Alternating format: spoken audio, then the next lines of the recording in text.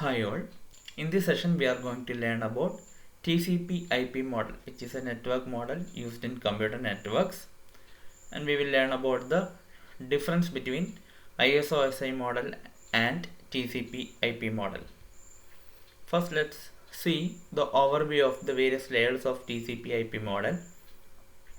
TCP/IP means Transmission Control Protocol and Internet Protocol.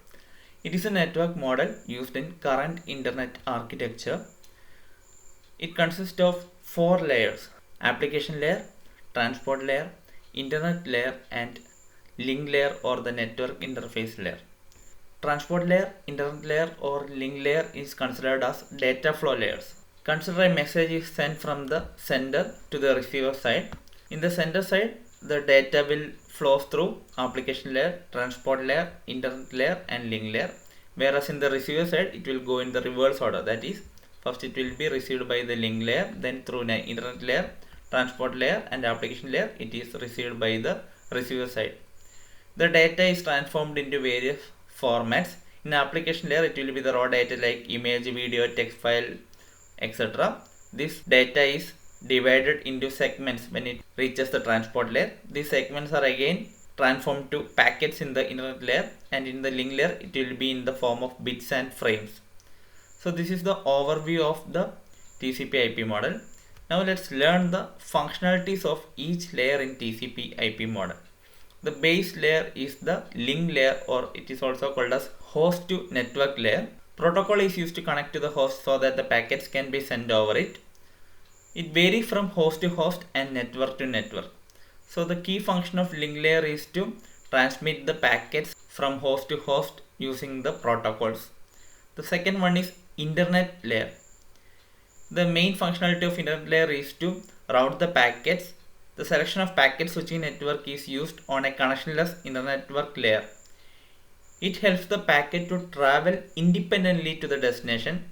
The packets are received at the receiver side may not be in the same order in which they are sent from the sender side. So there is no rule like the packet will be received in the same order in which they are sent. Internet protocol is used in this layer. The various functionalities performed by internet layer are delivering the IP packets, performing routing of packets from the source to the destination, and avoiding the congestion. If you are transmitting the data through a network, there is a chance of occurring congestion of packets in the network. It will lead to delay in delivery of packets or even the loss of packets. So avoiding these sort of congestion is a key functionality of internet layer. Next is transport layer, which is a main layer of TCP/IP model as that is in ISO-SI model. The transport layer decides if data should be sent in parallel path or through a single path. The functions of transport layer includes multiplexing, segmenting, or splitting of data. The transport layer adds header information to the data. The data may be broken into messages. The transport layer breaks the messages into small units so that they can be handled more efficiently and effectively through the network layer. The transport layer also arranges the packets to be sent in sequential order. It defines two end-to-end protocols, TCP and UDP. TCP means Transmission Control Protocol, which is a reliable connection-oriented protocol which handles stream of bytes from source to destination without error and flow control. Whereas in UDP, which is an unreliable connectionless protocol that do not want TCP sequencing and flow control. It is like a one-shot request reply kind of service. We will send a request and the reply will be received. Like that, a UDP protocol will be working. We will learn about this TCP and UDP in detail in module number 5. So these are the main functionalities of transport layer. So it will divide the packets into small units and it will add a header information so that it can be transmitted through the receiver side. Next is the uppermost layer, which is called as application layer. It specifies various protocols called Telnet, FTP, SMTP, DNS, etc. Telnet is a two-way communication protocol which allows connecting to a remote machine and run applications on it. So if you want to access a remote machine and if you want to run some sort of applications on that remote machine, then we have to follow the rules and definitions of a Telnet protocol. File transfer protocol is one of the most widely used protocols to transfer files between computers over a network.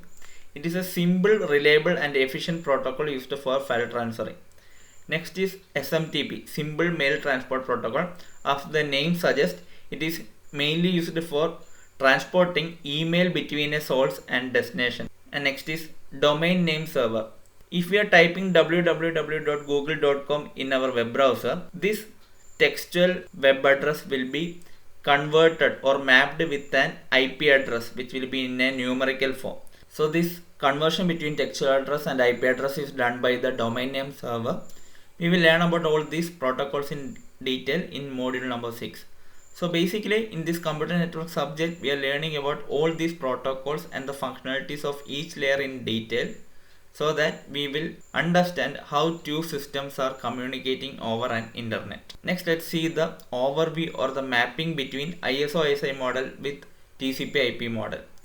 The base layer of ISO-ISI model, which is physical layer and link layer, is mapped with a single layer in TCP/IP model called network access layer or the link layer of TCP/IP model.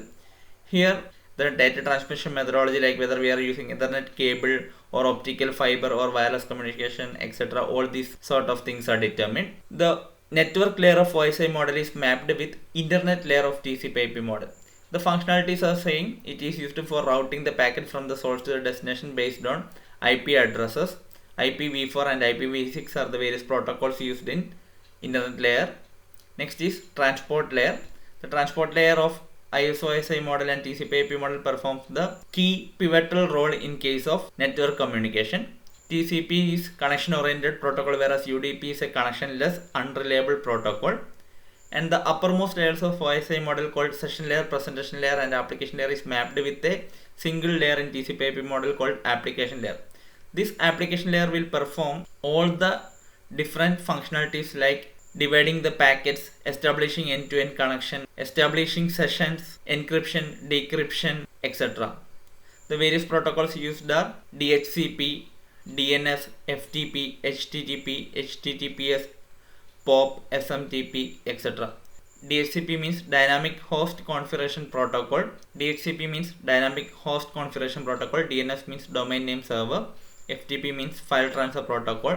HTTP means Hypertext Transfer Protocol. HTTPS means Secure Hypertext Transfer Protocol. POP means Post Office Protocol. SMTP means Simple Mail Transfer Protocol, etc. So these are the two network models which is used for transmitting a data from the server side to the client side or between two devices. Thank you.